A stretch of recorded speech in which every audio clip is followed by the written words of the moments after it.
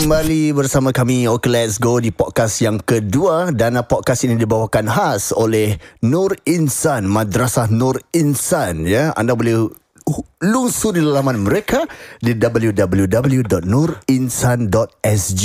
Ladies and gentlemen, welcome to this podcast, proudly brought to you by nurinsan.sg.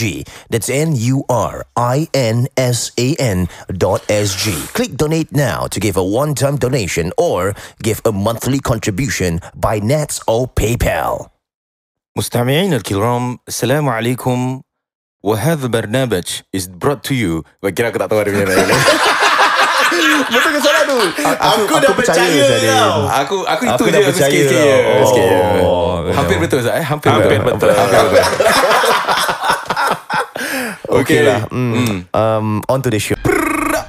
Itu dia.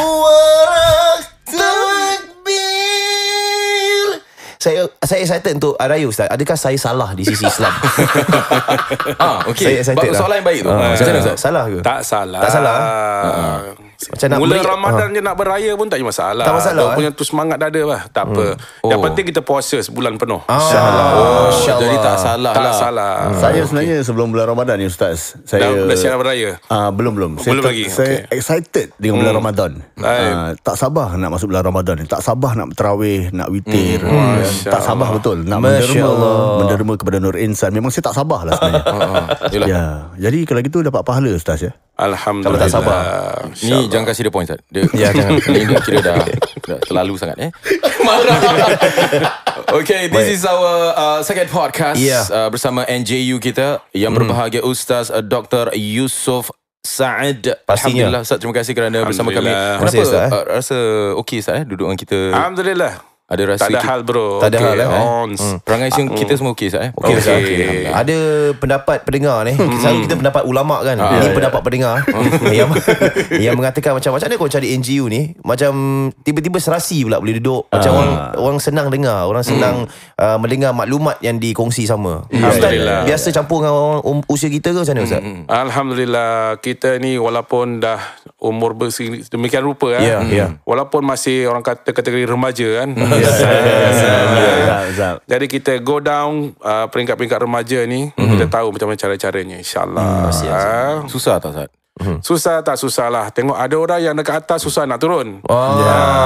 Tapi kita dah belajar kan psikologi semua bagaimana cara-caranya. Dan kita boleh tone down, kita ikut rentak dorang. Ada yang mengatakan kalau kita nak berdakwah dengan mereka yang golongan remaja ni, dia perlukan banyak perdebatan. Bagi yang lebih berusia tu dah tak boleh debat sangat. Betul ke Ustaz? Macam mana Ustaz? Jadi betul. Jadi orang yang berusia ni dia dah dia punya fikrah tu dia dah Ego apa tu. Aku baru nak cakap.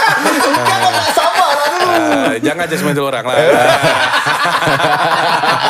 Teruskan Ustaz ya. Jadi orang yang berumur ni dah dengan prinsip mereka lah. Dengan prinsip mereka. Jadi budak-budak yang remaja ni mereka ada a lot of ideas yang mereka boleh timbulkan dengan segi pengalaman mereka. Dia tengok dengan mata mereka kan.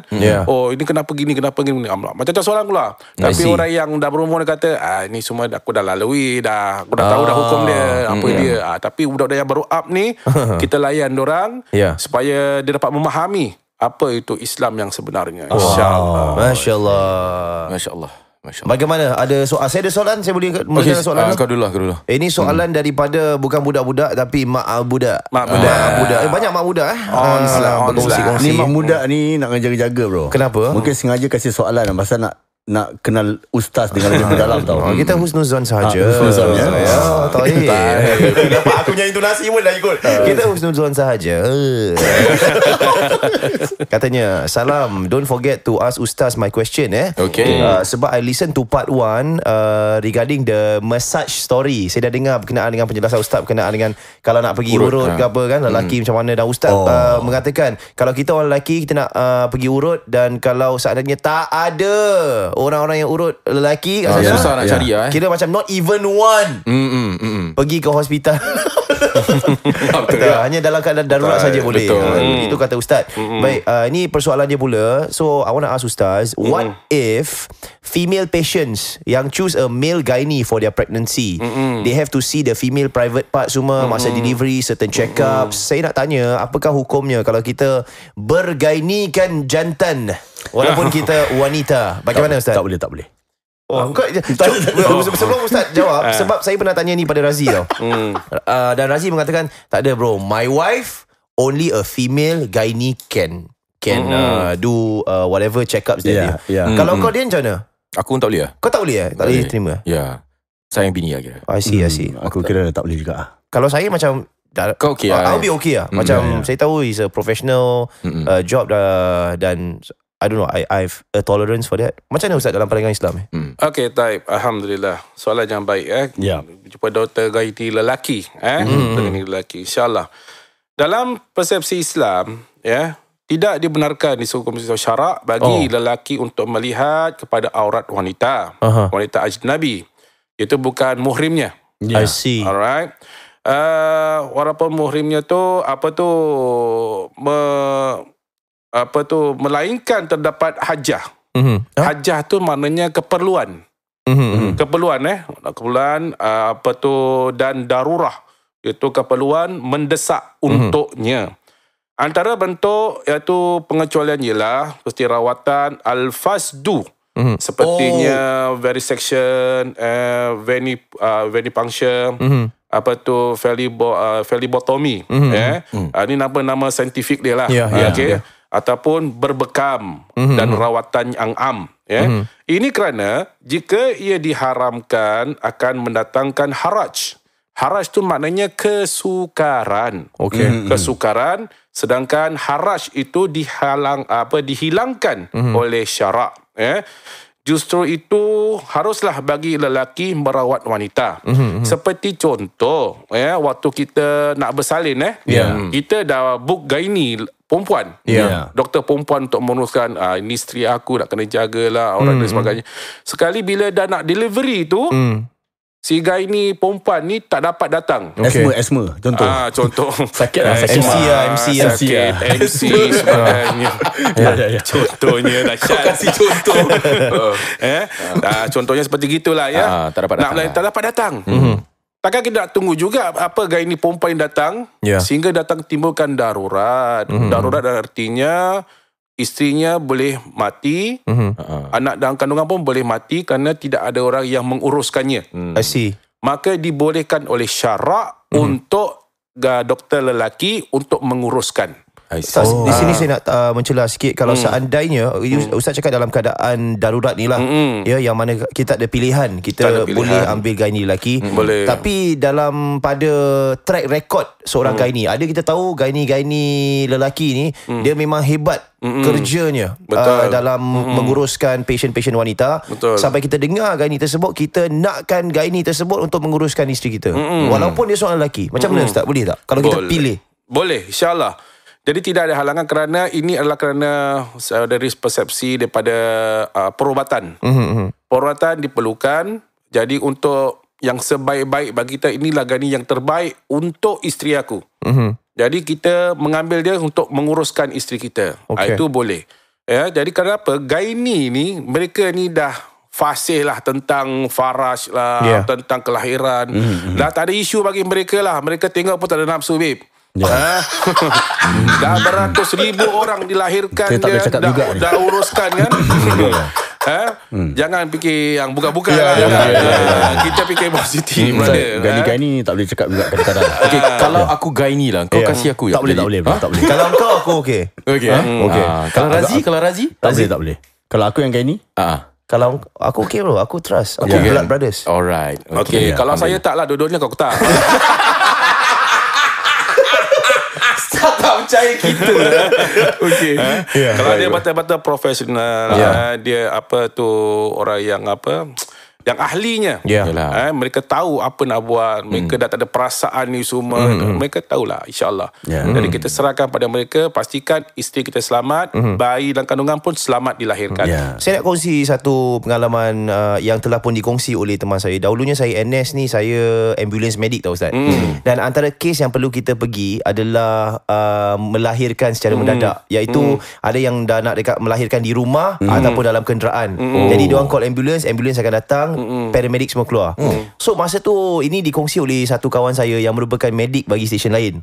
Waktu tu keluarga Melayu Islam ni dia call sebab dah mendadak tau. Isteri dia dah kira di kawasan Farajnya dah ada kepala budak tu kat sana. Kira dah anytime lah, dah push lah. Water bag dah break, itu perlukan 995 lah. Jadi yang hadir tu kebetulan merupakan seorang paramedic lelaki bersama dengan kawan saya juga seorang lelaki, dia ambulance attendant, dan drivernya juga seorang lelaki. Jadi tiga-tiga kru ni dah naik. Tapi oleh kerana pada waktu tu husband dia ada kat sana, dan husband dia mati-mati tak bagi. Mati-mati tak bagi. No, you go and call your department, go and send me a female paramedic right now. Dia tekankan macam itu. Dan pada waktu tu ambulance semua dah kira dah dispatch. Jadi that was the only ambulance yang datang untuk cuba nak deliver. Jadi ada bertekak tau. Yang si husband tu mati-mati tak kasi paramedic tu uruskan. Yang paramedic tu pula cuba untuk meleraikan masalah dan cuba nak menyelamatkan. Jadi dia fikir satu, dia cakap okey, sekarang kau tengok isteri kau macam gini, anak kau nak dilahirkan. Ini antara hidup dan mati ni. Tugas aku ni kena selamatkan. Kena selamatkan. Dah tak ada orang lagi dah. Jadi dia dah berbolak-balik. Akhirnya Ustaz, jalan penyelesaian yang dilalui adalah apa yang dilakukan oleh paramedic tu, dia suami tu tak bagi kawan saya bantu paramedic. Suami dia menggantikan tempat kawan saya sebagai medik dan dia ikut arahan paramedic tu untuk melahirkan.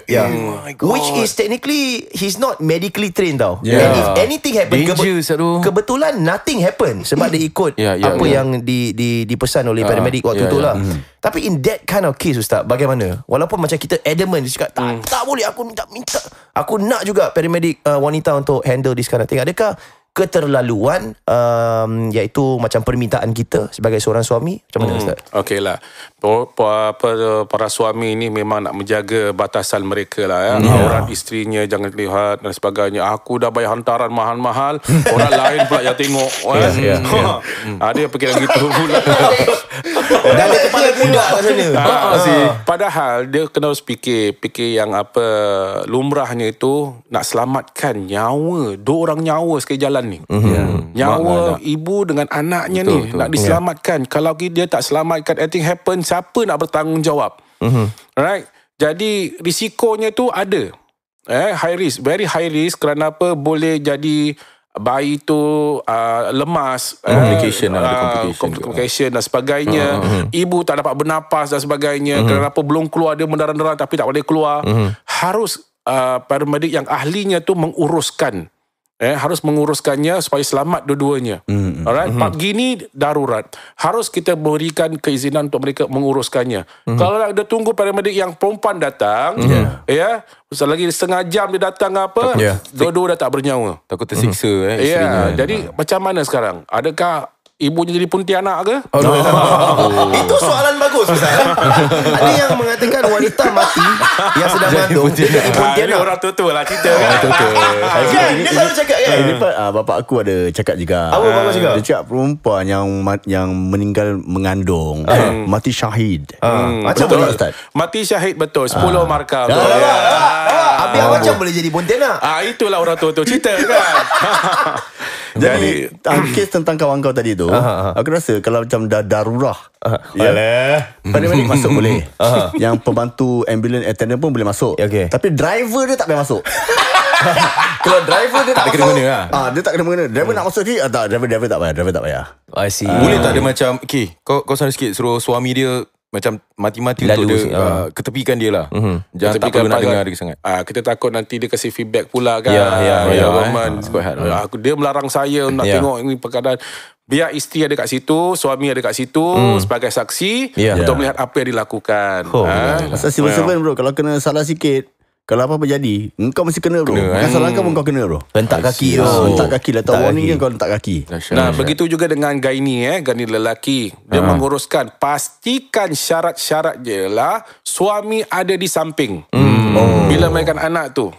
Suami ada samping, tak ada suami, keluarganya ada untuk melihat kelahiran itu disambut oleh gynae lelaki. Kena suami pula takut darah. Takut darah. Itu masalah tu. Pasal masalah dia, orang Singapura ni Ustaz, kalau kita nak pilih gynae sebenarnya, kita harus bayar mahal Ustaz. Kalau kita contoh nak pilih gynae wanita contoh di KKH lah, kita harus pilih specifically dia, kita terpaksa ambil paying class ataupun A ward. Oh, serius Yes, kena gitu bro. Kalau macam kita contoh kita ambil a subsidized ward, kan kita gynae dia, any gynae will come and random gynae. Kau tak boleh pilih lah. Kita tak boleh pilih. We have no choice to choose. Dalam keadaan tu macam mana Ustaz? Kalau kita tak ada pilihan, terpaksa lah. kita ambil subsidized ward, yang datang gynae lelaki. Yalah, termampu kita lah kan. Jadi hukumnya tu dibolehkan. Boleh. Tak ada Kemampuan masalah. Ustaz. If you want the best, you ada duit, you take your gynae. Tapi masalahnya tu bila gynae dah tak ada, siapa nak gantikan dia? Siapa nak sambut? Mak bidan pun dah tak ada kan? Mak bidan pun ada tau Singapura. Ada. Aku kena mak bidan bro. Dulu Bidan tau. Bidan. Aku datang rumah bro. Ada yang license bidan Singapura ni ada. Oh, ada license Ada. Dia tu take the license, dia kena belajar ni semua, ambil course, dari bidan kat rumah. Oh, yes, so ada. ini kira legally it's approved. Yes. Dan boleh melahirkan mak Boleh. bidan. Oh, tapi kena bayar bukan mak mahal bidan lah. yang melahirkan lah. Isterinya Kalau mak bidan macam melahirkan, mana suami ada skandal dengan mak bidan. Ustaz, kalau kita dah melahirkan tapi hospital yang kita pergi tu, hospital yang ada cross, macam mana Ustaz? Okay. Ustaz, ini hospital saya Ustaz. Dia bukan ajar. Isteri saya lahirkan dekat Mount Avenue. Saya ceritakan Ustaz, saya ceritakan. Okay, macam gini, dia takut timbul fitnah. Dalam bilik tu, saya ambil bilik private lah. Jadi isteri saya dah melahirkan masuk dalam bilik tu. Dalam bilik tu ada salib Ustaz. I understand. Habis lepas tu ada satu bos saya lah waktu tu, angkat dia dukung anak saya. Habis pula cameraman sudah snap. Dalam dia dah lah bertudung angkat anak saya. Habis kat atas ada salib. Habis letak kat Facebook. Jadi orang dah macam si Razi ni dah type lah, ini halal ke? Itu tak apa Ustaz. Lagi satu, bapak dia tengah dokong anak dia. Tengah dokong. Macam dia panggil bapak dia father. Saya pun panggil bapak dia father. Apa khabar father? Macam gitu, Father Ismail. Kali dia ambil gambar bapak dia, habis dapat salib, dia letak Father Ismail. Bapak Kau yang tulis lah. Aku memang panggil dia father. Aku save kat phone aku Father Ismail. Salah ke saya save sebagai Father Ismail? Macam mana Ustaz? Kita jangan timbulkan fitnah lah. Itu okey lah. Kita husnuzon. Betul. Jadi kita nak pilih hospital tu, sebelum kita melahirkan anak, kita punya pilihan hospital mana. Kan kita ada tour kan. Betul tak? Pasal saya pun mengalaminya kan. Bukan saya mensalinkan anak, isteri saya mensalinkan anak. Jadi kita pilih hospital mana yang kita nak pergi.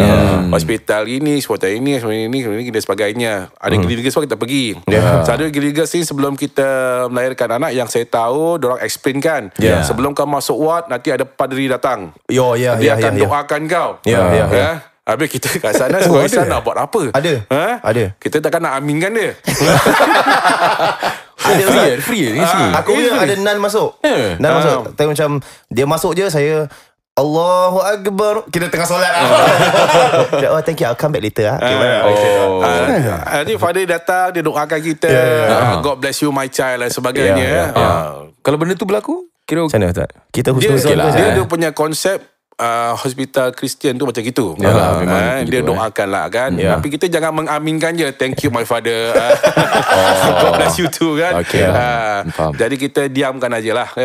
Kalau saya difahamkan sebenarnya dalam bilik itu, teman saya katakan sebenarnya kau boleh request kat hospital tu untuk turunkan salib tu. Kau boleh request. Aku tak tahu. Kau sengaja. Aku bukan sengaja. Aku tak tahu. dia tak tahu lah. Dia tak tahu. Kau boleh turunkan. Jangan dah tahu. Never mind, just leave it here. It's okay. I want viral. Ini kan soalan. Okey, baik, ni soalan tentang persahabatan Ustaz. Tentang silaturahmi. Okey, ada pendengar kita dia tanya, tanyakan NJU, aku ada gaduh dengan member aku. Ada orang kata kalau lebih tak berbual lebih pada 3 hari boleh jatuh kapir. Betul ke Ustaz? Gitulah. Kira gaduh-gaduh lepas tu tak berbual lebih daripada 3 hari. 3 hari. Macam mana tu hukum dia? Baik, selama 3 hari tak berbual kalau kita selisih faham, kita pernah berbincang tentang ni beberapa minggu yang lepas ke minggu yang pertama InsyaAllah ini yang dikatakan oleh Rasulullah SAW. Apabila kamu tak ada perselisihan faham, kamu tidak bertegur antara satu sama yang lain selama 3 hari Rasulullah bagi, maka kafirlah kamu. Oh man. Berarti kamu memutuskan silaturahim. Kita dah berapa hari time tu Kita memutus silaturahim. Ini dilarang dalam Islam untuk memutus silaturahim. Itu makanya sebalik simboliknya itu di antara satunya harus mengalah. Okay. Mengalah. Bukan kafir daripada kafir keluar daripada Islam. Bukan. Bukan tu. Segi daripada amalan dia. Perbuatannya tu bukan daripada kepercayaan, keyakinan tu kafir lalu dia keluar Islam, murtad. Bukan.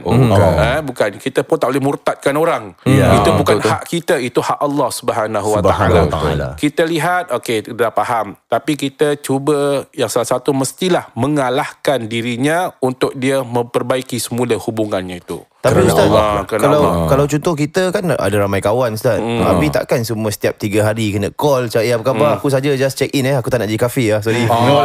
Kita ramai kawan Ustaz. Jadi takkan 3 hari tak berbual dengan kawan tu kita jadi tidaklah. Nanti dah saya faham kan. Ni kalau gaduh. Dia kalau gaduh. Dulu saya pernah gaduh dengan Razi. Kita semua pernah gaduh. Biasalah tu. Setahun lebih saya pernah tak berbual dengan mereka. Adakah kami telah mengkafirkan diri kita? Tapi kita jangan balik buka syarikat lah. Buka syarikat. Alhamdulillah. Baguslah kamu dah sadar.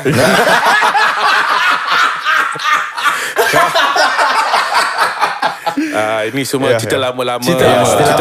Tutuplah buku lama, buka buku baru. Alhamdulillah. Tengok anda bertiga, insya-Allah. Alhamdulillah. Sekarang bersama. Ada hikmah sebalik itu.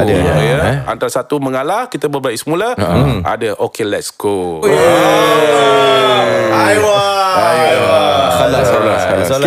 Satu soalan ni daripada pendengar kita jugalah. Dia pasal tattoo Ustaz.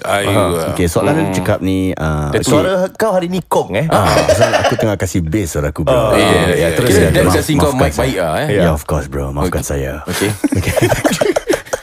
Jadi soalan dia ni macam ni Ustaz, dia cakap saya nak tanya soalan kepada Ustaz NJU kita lah. Silakan. Badan saya banyak tattoo Ustaz. Alhamdulillah. Ada 2 soalan daripada beliau. Yang pertama ni dia dah taubat nasuha tapi bukan taubat terus jadi macam betul-betul baik Ustaz. Alhamdulillah dah balik ke pangkal jalan. Jadi dia cakap kalau nak buat tattoo ni dia tahu berdosa Ustaz. Tapi kalau dia pun ada dengar daripada kawan dia mengatakan kalau kau nak hilangkan tattoo kau pun berdosa tau bro. Jadi macam mana ni? Kalau nak bikin berdosa, nak hilangkan pun berdosa. Kira apa yang dia harus lakukan Ustaz? Yang pertama Yang kedua macam mana dengan dia ambil wudu, tentang dia mandi junub, mandi hadas, sah ke tak sah Ustaz? Itu dia soalan dia. 2 soalan saja. Silakan. Tattoo dia gambar apa bro? Tattoo dia gambar apa? Tattoo gambar dolphin. Tak dolphin. Baik, Alhamdulillah dia ke depan untuk menyanyikan pertanyaan ini InsyaAllah. Mudah-mudahan Allah SWT menerimalah segala taubat-taubat kita. InsyaAllah. Tattoo adalah satu perkara yang dilarang dalam Islam. Tattoo ni orang yang mungkin kita husnuzon, orang ni suka seni seni, suka lukis macam batik kan. Dia buat macam batik, dia buat apa, dia suka binatang, dia buat tattoo binatang. Dia buat ular dan sebagainya, centipede dah, kalau jengking lah dan sebagainya. Dekat badan dia ada apa tu, burung lang dia gegam dunia. Kelak acong lah ni. Mencong besar saya pun campur juga dengan budak-budak gini. Ustaz tadi nak tengok apa? Sekali Ustaz dia NJU. NJU patut pegang dunia macam gitu. Okay, sorry. Maafkan saya Ustaz. Okay. Tattoo ni haram lah. Tak boleh dalam konsep ni. Dia dah tahu tapi dia buat juga. Kerana dia melihat kawan-kawan dia buat. Aku pun nak buat jugalah. Kerana dia menarik. Oh, cantik tattoo kau ni. Ada yang tattoo ada air mata dekat mata ni kan. Ada air mata menitis lah, ada 3 dot lah dan 2 dot lah. Ni semua ada maknanya Saya campurkan budak ni semua ada makna. Ni warna 3 dot ada maknanya apa? Ni 2 dot apa? 1 dot apa? Okey. Jadi kalau 3 straight across teruskan Ustaz. Teruskan Ustaz. 3 straight cross kena bawa payung. Sampai mati jadi ceti. Itu bila-bila mati. Bagi jumpa. Halo Mr. Saleh. Jangan gitulah. Teruskan. Jadi dia tak fikir ke kalau muda-muda memanglah badan besar, tattoo cantik lah kan. Bila dah tua, dah krepot, ini ular ke belut. Dah lain bentuk. Dah lain bentuk. Dah tak nampak. Kena fikir kat situ pada masa panjang. Jadi Islam ni kata ikhtilaf pendapat para ulama-ulama kita, kalau dah buat tattoo jangan kita buanglah, biarkan. I see. Maka buat tattoo bukan murah, babe. Based on sentimeter dia berapa banyak, ini harganya. Kalau black, kalau hitam, kalau warna-warni lain harganya, lagi mahal. Dia ribu-ribu Ustaz Makan ribu tau. Jadi mereka sanggup buat. Jadi pertama dilarang Islam, kedua dah membazir kat situ. Dia nak hilangkan pula. Nak hilangkan pula kena pakai laser. Laser seperti macam masjid tentera. Betul. Dia buat konsep macam gitu untuk menarik para belia yang ada tattoo nak hilangkan. But you kena datang duduk kelas kita. Alhamdulillah, it's a good concept. Dan buat tattoo tu percuma, dibantu. Alhamdulillah. Jadi dia melaserkannya, tinggallah bentuknya saja. I see. Jadi kulit kita ni, jasad kita ni pun sakit bila dia hilangkan. Hilang. Jadi ulama kata kau dah menyakiti jasad kau. Bila hilang pun akan menyakiti jasad anda juga. Bagi dengan itu sudah, jangan dibuat apa-apa, biarkan saja. Jadi tak perlu apa-apa. Jadi konsep yang kedua, persoalan yang kedua ialah adakah sah sekiranya dia ambil wudu, dan dia mandi junub, mandi hadas besar, sah sekiranya wudu itu diambil, tak jadi masalah. Yang penting dia bertaubatan nasuha. Jadi janganlah siksa jasad kita. Jasad kita dengan roh ni berlainan. Bila kita mati, roh ni berpisah, tinggal jasad. Jasad kita ni akan hancur jugalah akhirnya. Jadi jagalah jasad kita ni sebaik mungkin. Kerana jasad kita ni walaupun akan hancur, tapi roh kita yang rasa sakit. Kerana dia dah sebati dengan kita buat. Yang sakit kita pegang ni roh ke jasad? Yang kita cubit badan kita ni, jasad. Yang sakit tu apa? Jasad kita sakit. Roh pun rasa sakit juga. Jadi janganlah kita satu perkara untuk mengelakkan daripada solat. Aku bertetu, solat dah tak sah ni, wuduk pun tak sah, macam mana aku nak solat? Sebenarnya boleh dipersilakan ambil wuduk, solat macam biasa. Kau rasa malu, pakailah sarung tangan, cover, tutup. Yang mana tattoo ditutup. Kita nampak banyak. Bukan saja di tangan, di leher, di tengkuk, di mata, di telinga, semua ada tattoo. Tapi kita fikir mudah-mudahan Allah melindungi mereka, mengampuni mereka, kerana Allah tu Ar-Rahman Nur-Rahim, Maha Pengasih lagi Maha Menyayang, dan menerima taubat-taubat anda, insya-Allah. Ustaz, lanjutan daripada soalan tu, Ustaz cakap jangan anyanya jasad kita. Tapi sebenarnya kalau kita nak buang juga, sebab kita rasa macam kita nak sucikan diri kita. Kita dah nak berbalik pada kulit yang asal. Dan kita lalui juga sebab kita mungkin dah tak tahan dengan tumahan-tumahan orang. Tak nak kena stereotip bila kita pergi berkunjung di rumah sanak saudara. Nak kerja pun susah. Salah tak kalau kita nak buang tattoo tu? Okey lah, kalau misalnya anda nak buang, rasa stres sangat kenapa orang beritahu dicemuh, orang lihat, alamak dia hidup tattoo, jauh-jauh sikit lah, gangster lah. Orang pakai tattoo semua gangster kan kata. Ini stereotip manusia. Pada orang tu tak ada apa-apa pun. Cuma suka dia punya artistik, orang seni. InsyaAllah harapkan begitu ajalah. Kalau dia nak hilangkan, boleh, tak ada masalah. Tidak ada hukum haramnya tu. Kalau boleh hilangkan, buatlah. Tapi kosnya bukan murah. I see. Jangan sampai kita nak merompak, mencuri duit orang untuk menghilangkan tattoo, itu haramkan dia. Kalau kita tak mampu, tak payah. Tak payahlah. Kalau boleh pun jangan apa-apa. Jangan kita cara mudah pakai apa? Tekap dengan serikah aja. Ada buat tetap tekap dengan serikah untuk menghilangkan. Ada bakar sudu, Ustaz. Dia bakar sudu, dia tekap, dia tarik. Ada yang begitu, dia kerik. Ada yang begitu. Ada. Yes. Jadi itu menyakitkan jasad kita. It's unhygienic, Ustaz. That's why. Infection, dia mengembung, menanah dan sebagainya. Makin menggerutulah kulit kita tu. Makin sakitlah kita. Jadi itu masalah itu diharamkan, tidak bolehkan untuk menghilangkan tattoo. Biarkan saja supaya tidak lagi sengsara lah jasad anda tu. Baik, terima kasih atas penjelasan Ustaz NJU kita, Ustaz Dr. Yusof. Kita berehat seketika saudara, dan lebih banyak lagi pencerahan dan perkongsian daripada kami berempat sebentar saja nanti. Jangan ke mana-mana. Ruangan podcast ini yang dibawakan khas kepada anda oleh Madrasah Percuma Nurinsan.sg.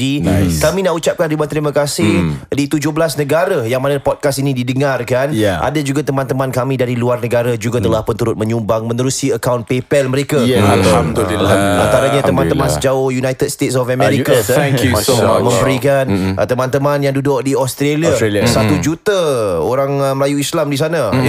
Tapi segelintir yang telah pun menyumbangkan. Kalau bayangkan kalau sejuta umat Islam di negara Australia memberikan sumbangan kepada Nur Insan, seorang $10 kau bayangkan. Seorang $10 sudah ada Nur Insan Australia. Alhamdulillah. Nice. Something nice. Saudara-saudari, sudah tentunya NJU kita berada di sini. Beliau juga mewakili daripada pihak Madrasah Nur Insan. Kami juga ucapkan terima kasih Ustaz kerana dengan hadirnya Nur Insan ini dapat merubah insan-insan yang lain. Mungkin dalam ada masalah kewangan, anak-anak terbiar, tak ada education dalam segi agama dan sebagainya. Dengan hadirnya Nur Insan ini, jadi disebabkan itulah kami mengundang semua yang mendengar sekarang ini. Yang mendengar OK Let's Go, sama ada di mana juga anda berada. Boleh membantulah untuk membantu menjalankan Nur Insan ini yang telah pun dah berapa tahun Ustaz Nur Insan ni? 5 tahun. Dah 5 tahun berada 5 tahun. Alhamdulillah. Dan dengan pembayaran dalam segi bilnya, dalam segi asatizah yang mengajarnya, betul. Dan banyak lagi lah. Jadi kami inginkan anda untuk terus memberikan bantuan kepada Nur Insan di www.nurinsan.sg dengan 2 cara pembayarannya. Satu pembayaran secara one time payment dalam satu kali ni, tak kisah pun berapa, mungkin $20, $30, $10 pun tak kisah. Dan mahupun anda boleh berikrar untuk bayar bulan-bulan melalui PayPal ataupun Nets, dipersilakan sahaja. Bayangkan saudara, anda kalau pergi ke bazar, saya ada beberapa keratan daripada teman-teman pendengar kita yang mengatakan, hari ni aku berbekalkan $50 masuk bazar. Selang berapa minit keluar dengan 20 sen saja. Dan bayangkan kita beli barang-barangan untuk kita makan, untuk jasmani kita, untuk fizikal kita. Tapi pernah tak kita memberikan makanan kepada rohani kita? Itu persoalan. Itu kau dah gitu bro. Itu sebab kita nak keseimbangan hidup ni. Tapi memang betul lah. Betul. Sebab kita makan jasmani kita, jiwa kita kosong. Memang kita pergi, kita nak cuba tu, kita nak cuba ni. Makanan satu kotak $20. Makannya satu orang, minuman air apa yang besar tu dalam balang, dalam baldi tu $12 dan seumpamanya.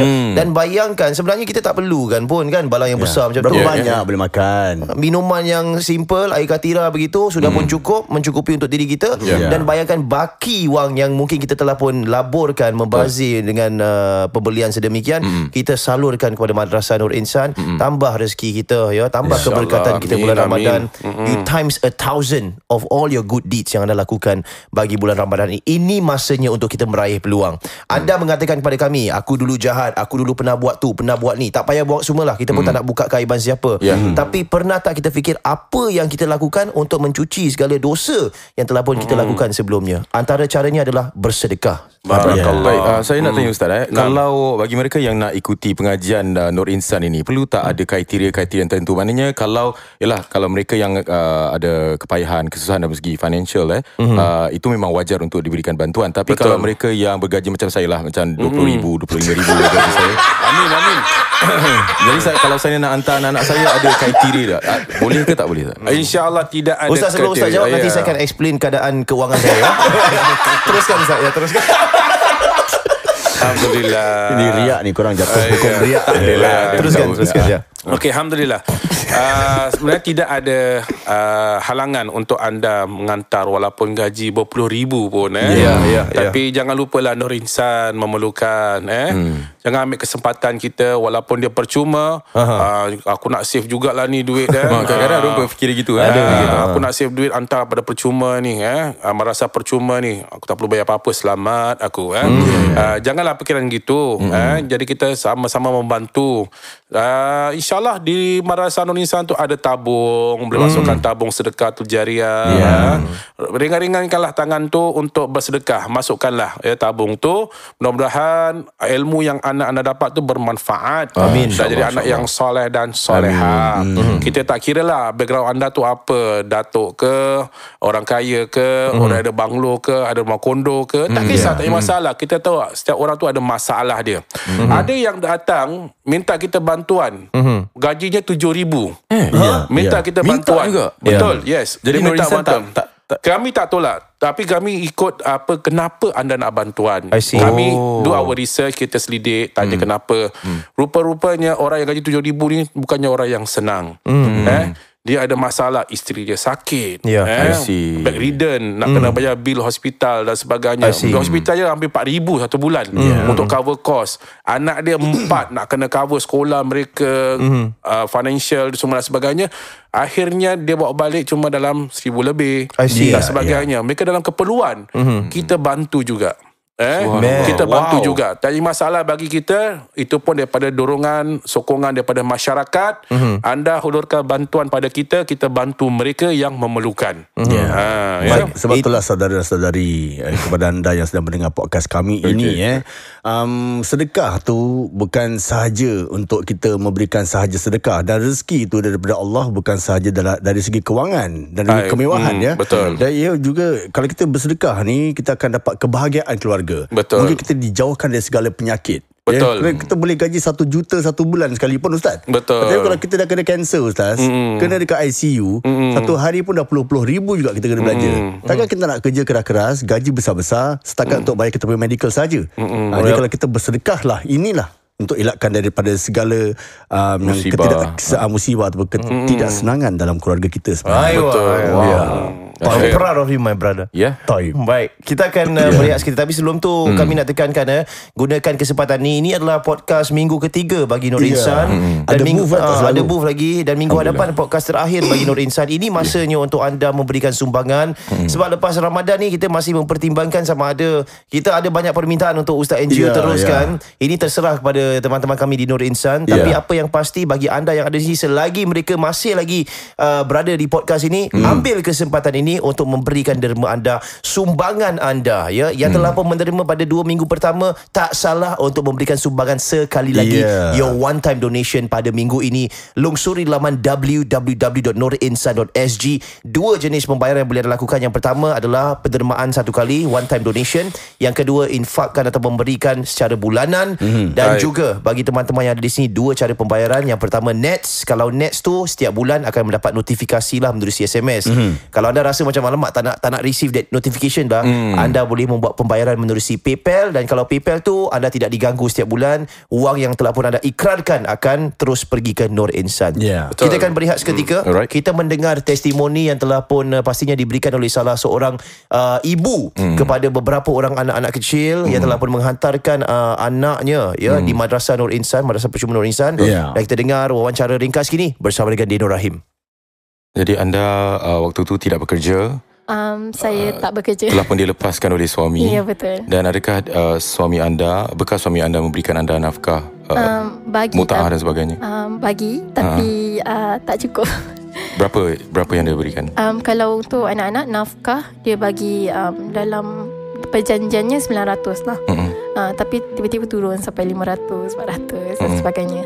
Kalau untuk saya dia tak mampu, jadi kita potong daripada CPF je. Baik. Jadi bagaimana keadaan hidup anda selepas ditinggalkan suami, pembelajaran anak-anak? Anda katakan harus membayar setiap bulan $600. $600 ya. So how you survive from there? Daripada selepas tu saya bekerja, tapi saya bekerja daripada kerja malam lah. Sebab saya dah tak ada apa-apa choice pun. Saya kerja daripada pukul 11 sampai pukul 6 lebih. Lepas tu 6 lebih hantar anak pergi sekolah yang primary 1 tu. Lepas pukul 12 hantar anak pergi masjid. So memang saya kerja malam untuk membiayai segala education dorang dan makanan dorang dan makan minum dorang lah. Jadi bagaimana anda dapat tahu tentang Nur Insan? Sebenarnya saya dapat tahu daripada Facebook. Bila saya baca, saya macam tak percaya. Kalau saya baca, saya macam kena baca lagi dan lagi. Sebab kadang-kadang kita tak tahu kan, macam ni scam ke, ni betul ke kan. Sebab di Singapore mana free kan. There's nothing free in Singapore lah. There's nothing free in Singapore. So saya tengok dulu ada number untuk call ke tidak. Jadi saya call, saya contact dorang. Lepas tu saya tanya tentang madrasah lah. Jadi mereka kata betul, dorang ada office dan sebagainya, boleh datang untuk taklimat. So saya tanya sebab kriteria tu macam mana. Sebab kalau dekat masjid kan, kalau kita minta bantuan, dorang akan letak kriteria. Kriteria tu macam kalau let's say household ada gaji 3,000 lebih, tak boleh. Sebab mak saya gaji 3,000 lebih. Baik. Jadi memang kita tak boleh minta lah. Lepas tu dorang kata tak ada kriteria. Saya terkejut juga. Nur Insan tak minta kriteria pun. Tak minta kriteria pun. Sebab dalam penjelasan dorang lah, dorang kata ada satu family ni, dorang punya gaji is more than about I think 5,000, 5,000. Tapi sebabkan ada salah satu anggota keluarga mereka sakit, jadi dorang tak dapat menghantar anak mereka untuk ke madrasah. Jadi saya fikir bila mereka bilang itu pada saya macam okay, jadi tak boleh judge orang through the salary je lah. Baik, anda daripada madrasah di masjid anda letakkan ke semua anak-anak anda di Nur Insan, ketiga-tiga anak anda. Jadi bagaimana silibus pengajian? Adakah ia berbeza Nur Insan dan juga madrasah di masjid? Bagaimana pengajian di sana? Pengajian sama je. Masih ada fiqh, tauhid, akhlak dan sirah, dan juga penghafalan surah dan sebagainya. Cuma Nur Insan lagi tertutup. Jadi bila tertutup maksudnya apa? Tertutup maksudnya kira kalau student nak pelajar nak tanya cikgu tentang question tu senang. Jadi macam lebih kurang student lah. Tertumpu pada mereka yang maybe lemah di daerah. Maksudnya lebih eksklusif lah. Lebih eksklusif. Pengajiannya. Baik. Jadi kesemuanya adakah ada perbezaan tak, perubahan tak dalam anak-anak anda bila mana anda meletakkan di Nur Insan ni? Bila masa saya nak masukkan mereka di Nur Insan, mula-mula jauh lah.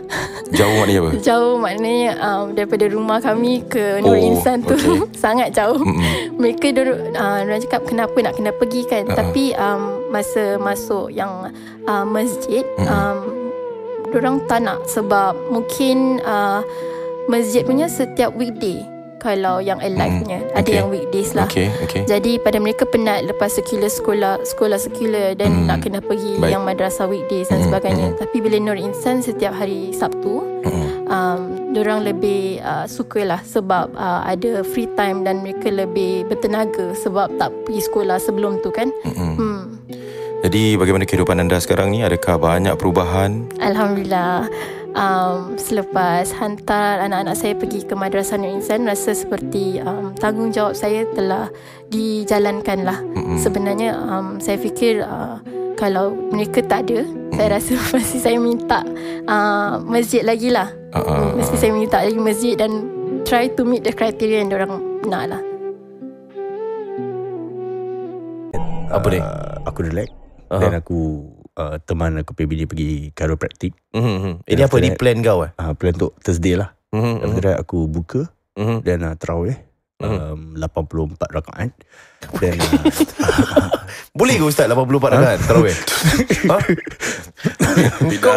Aku main-main pernah dilakukan ke tak pernah dilakukan ni? Lepas tu besoknya Apa tu?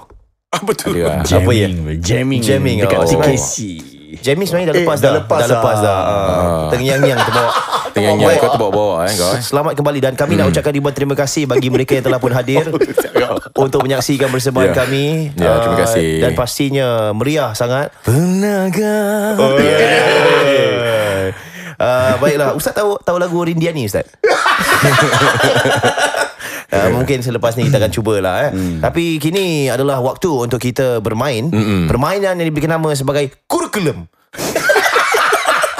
Bunyi dia pelik tu. Permainan kurikulum ini sedang saja, iaitu Ustaz NGU kita, Ustaz Dr. Yusof akan memberikan kita beberapa soalan berdasarkan kurikulum yang diajar di Madrasah Percuma Nur Insan, dan kami akan cuba menjawabnya dengan pengetahuan am kami. Baik. Kita akan mulakan dengan Owapiasum. Okey. Silakan.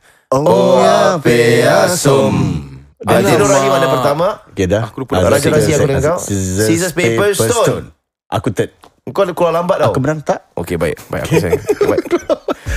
Sudah bersedia Din Rahim. First Din Rahim Ya, kau harus sebutkan kurikulum. Rasa macam seram Ya. Okay Din. Kurikulum. Ya. Aduh. Ni apa subjek tadi? Okey, kita bab rukun lah. Rukun. Allah. Si baik aku tak kena. Okey, bab rukun solat. Okay. Rukun solat Al-Habib. InsyaAllah. InsyaAllah Din. Come on. InsyaAllah. Solat subuh. Itu bukan rukun Itu waktu solat. Waktu solat. Waktu solat. Baik. Soalannya ialah, sekiranya dalam solat itu, soalannya ialah, dalam solat apakah hukumnya kalau kita membaca doa kunut? Silakan. Tak baca ke baca? Baca Membaca. doa kunut. Apa hukum dia? hukumnya? Hukum dia adalah A. Tak ada ABC Langsung. Sunnah muakkadah. Sunnah Sunnah muakkadah. muakkadah. Muakkadah tu apa? Sunnah yang digalakkan. Alamak, aku tak tahu ni. Okey, betul ke? Betul. Betul. Aku tahu sunnah. Kau dah tambah muakkadah aku dah. Kira digalakkan. Ya Allah. Aku tahu sunnah je. Aku tahu hasanah je. Pasal ni pada sejarah dia tau sebenarnya. Ada ke? Kau biar betul. Ada. Kau jangan macam-macam Tak, dia ada sejarah daripada Imam Syafi'i dengan Imam Hanafi. Ya ke? Tak silap aku. Tak dah, dua imam kan? Itu cerita pasal hukum dia. Itu cerita. Tak, Hukum dia boleh ke tak boleh. Dia pergi solat subuh. Kan kali dekat Imam Syafi'i Baca doa kunut. tapi Hanafi dekat tak Imam baca. dia tak baca. Tu cerita pasal hukum dia bro. Oh tu hukum. Tahu lah, kau kan pergi Azhar. Tak payahlah. Sorry aku tengah belajar. Tapi okey. Terima kasih Din. Tapi aku goyang sih. Tak seram. Kalau sunnah muakkadah, lagi satu sunnah apa? Sunnah muakkadah yang digalakkan. Ada ke tak digalakkan? Tak ada kan? Sunnah yang tak digalakkan tak ada. Tak ada sebutannya. Kira sunnah muakkadah. Kira jawapan nak style lah bro. Kira kau tahu. So technically aku boleh jawab macam sunnah je, tak salah. Boleh tak salah. Okay, Aku tambah sunnah muakkadah sound semua. Ya. Legit lah kira. Okay. Okay, baiklah. Zah, Next siapa ni? Next siapa? Saya minta Ustaz. Okey. Kasih secondary Ustaz.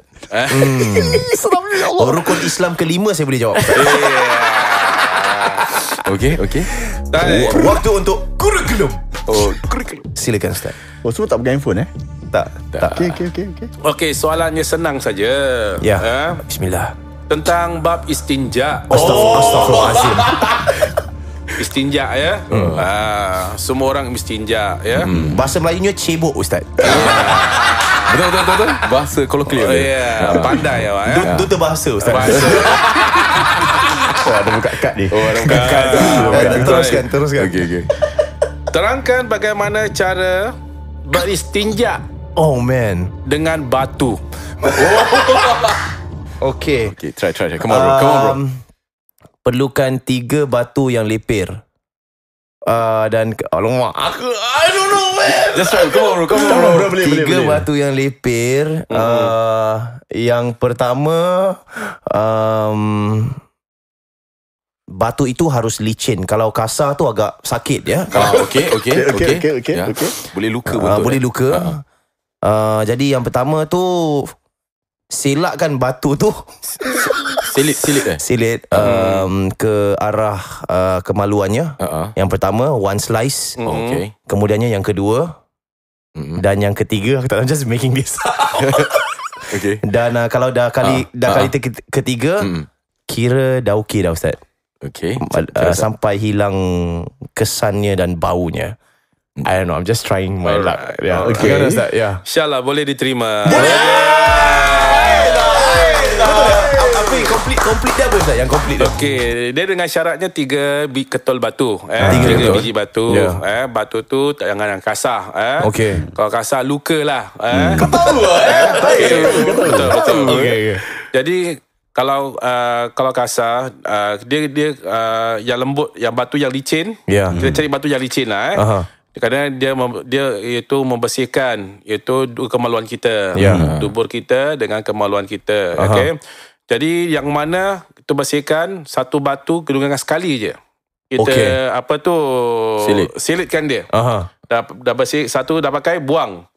Jangan bersihkan balik, kita pakai balik.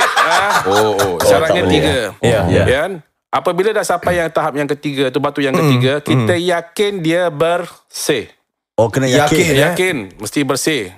Kalau dah bersih, okey dah, okey. Kalau tak, kita cari batu lagi, kita bersihkan lagi. Batu keempat ke 3 lagi batu? 3 lagi batu, atau batu yang keempat pun boleh, tak ada masalah. Saya punya style Ustaz, saya rasa kalau nak bersih 56 batu kena. Melecet tu. Sebenarnya saya pernah terfikir Ustaz tentang mana 3 cukup? Aku tak tahu. Aku macam ni. Kau confident ke? Batu ni Ustaz. Contohlah kalau kita buang air kali cerit berit, dia terfras. Batu tu nak kena kira berkecah. Berkecah. Jadi batu tu kira macam mana nak kena semua lah. Macam mana Ustaz? Bersihkan belakang tu. Dia caranya satu sekali, silit sekali tempat tu. Okey. Sekali, okey. Macam swipe the ATM lah. Yes, swipe the ATM. Tak boleh masukkan batu tu sakit. Itu lain. Itu lain. Masukkan batu dalam cerita. Sebab nak yakinkan, takut orang tu buat gitu. Yalah. Jadi kalau sekiranya berkecah, berterabur, kecoh ni masalah. Jadi kata Zah tadi, betul, 56 batu kau pakailah. Sampai kita yakin lah Ustaz. Ya, kita yakin. Kalau paling best batu bata kau pakai. Best satu semua. Okey. Ustaz, kalau kita dah silit tu, kita nak buang mana? Sebab takut kita buang merata, orang berbasikal sebelah nak pakai batu juga. Pakai batu yang sama. Ini duduk mana ni? Kau tahu Pulau Ubin ada satu grenade, Kori, sana banyak batu tau. Kau imagine kalau let's say dah orang dah pakai, orang dah buang sembarang. Adakah harus lepas kita dah silit, kita menanam batu itu? Jadi orang tak dapat. Tak, kalau orang basikal kau nampak pakai batu kita cabut bro. Lari-lari. Sebab ada satu cerita. Dulu saya dengan bapak saya suka pergi naik gunung tau Ustaz. Kita naik Gunung Tahan, Gunung Ledang. Jadi cara kita nak buang air kat sana, lagi-lagi malam Ustaz. Kita kalau kau buka tent, dekat luar gelap bro. Habis bapak aku selalu pesan, kau nak berak ke apa, jangan sebelah tent. Pergi cari jauh sikit, cangkul, kau pergi buat sana. Seram. Aku keluar, aku cangkul. Sebab gelap kita tak nampak. Kau dah experience gitu? Aku dah experience. Aku ingat jauh tau. Saya ingat jauh Ustaz. Saya pergi, berapa step, ni dah jauh daripada khemah. Cangkul. Aku berak, timbul, tapi tak cover betul. Besok pagi, bapak saya mengamuk, oi! Saya buka, sebelah je Ustaz.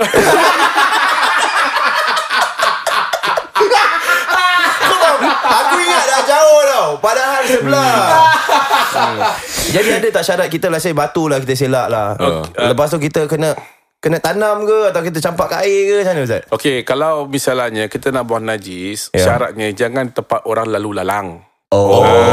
Syaratnya pergi masuk dalam hutan, jauh-jauh sikit, dalam. Ini nangis ketahuan. Okey. Jadi sebab dalam sikit. Batu tu kau dah pakai, kau nak tanam lah. Sebab kau tak ambil. Kau tak nak, buanglah jauh-jauh. Jangan buang kat khemah pula. Khemah bapak kau campak. Baik. One more. Razi. Come on Razi. Ya Allah, seram. Kurikulum bro. Kau kena cakap kurikulum. Baiklah, silakan. Okey. Ini pun bab sambungan daripada tadi Oh, anda okey. sambungan. Okey. Senang aja soalan dia. Okey Ustaz, insyaAllah. Kalau sekiranya anda dah buang najis, sebelum buang najis tu carilah batu kan. Ya. Kalau batu tak jumpa, nak pakai apa? Akar. Kira ni air tak ada lah. Air tak ada. Air tak ada. Itu bab kita kan istinja. Kalau tak ada air pakai batu. Okey, ni batu pun tak ada. Ni batu pun tak ada. Okey. Anda nak pakai apa? Daun kering. Betul. Jawab betul lah. Betul lah. Sekejap. Kau cakap apa tadi? Daun kering. Nasib baik daun kering. Kau daun pakau Pakai daun Ustaz. Betul tak? Baik. Apa yang anda dapat daun, kita pakai daun. Betul. Kalau kering kasar bro. Ya, tak boleh. Pakai daun. Apa? Daun apa? Daun jenis macam mana? Any daun yang tidak berduri. Berduri. Bercalar tu. Calar. Jangan kau pakai aloe vera bro. Ada air, dalam ada air. Ada. Tapi tu seksa. Okey, jadi boleh pakai daun. Daun tu biar kita cari dulu daun yang tidak berduri. Macam daun lalang semua tak boleh. Ya betul. Lalang tak boleh. Lalang tak tajam boleh tajam. okey. Dia cari daun lah macam daun betik dan sebagainya. Tu yang lebar, daun yang lebar bolehlah kita buat untuk istinja. Okey. Alright. I see. Wow, ini Alright. pengajaran yang baik ni Ya. Ustaz Okey, pernah Alhamdulillah. pernah istinjak dengan daun Ustaz? Aku tak pernah. Kau pernah? Aku tak pernah. Tak pernah kan? Tadi kau punya tu? Aku that time tissue paper bro. Sebab air tak ada. Air ration lah. Kita bawa air kalau nak buat cebok bro. Sayang. Tak ada lah. Jadi kat atas tu kita sebab macam mana bapak aku boleh tahu kat sebelah. Sebab sebelah khemah ada macam tissue paper lah. Berterbangan. Bro, kelakar bro. Aku tak tahu bilang kau. Kau boleh kena cuba lah perkhemahan. Bapak tahu. Aku kalau tambah satu soalan boleh? Silakan. Kenapa tak boleh buang air kecil dekat dalam air Ustaz? Atau macam contoh dekat sungai kalau kita kencing lah contoh. Kita kencing dekat dalam sungai. Dia cakap tak dibolehkan tak tu? Apa kau dah masuk dalam sungai tu lah? Tak, kira kau dari atas. Kau diri. Diri dia kau I see. kencing dalam sungai. Tak silap bila kalau ada air yang bertakung tu Is it? Kita tak boleh kencing kat dalam. I think so lah. Kalau air sungai itu mengalir, tak jadi masalah. Kalau air yang bertakung, itu yang tak boleh. I see. Takat air bertakung tu mungkin ada orang ambil untuk buat minum, buat masak. Jadi kalau kita buang najis kat situ, salah lah kita. Tak boleh. Jangan nyai orang. Kalau air berlarutan, dia tetap bersih. Kerana itu air boleh digunakan untuk ambil wuduk dan sebagainya. Air Kenapa? mutlak, Air Kalau jadi member dia sebelah berterusan. tengah buang air, habis member sebelah tengah ambil uduk. Jangan jadi bodoh gitu bro.